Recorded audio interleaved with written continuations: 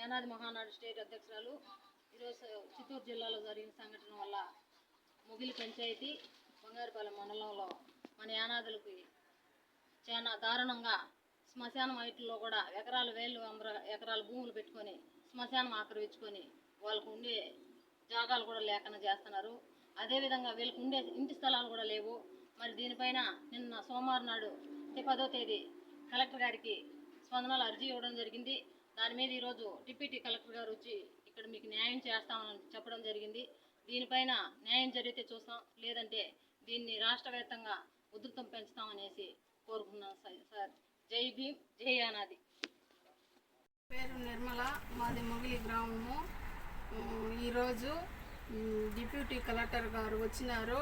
మాకు 3 రోజుల్లో న్యాయం చేస్తామని అన్నారు.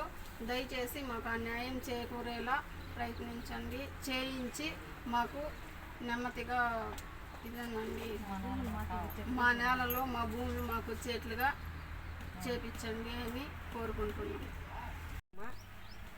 మాది మొగిలి గ్రామము.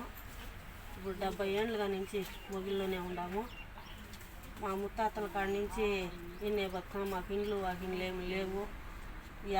ఎవరు మాకేమి చేయలేదు.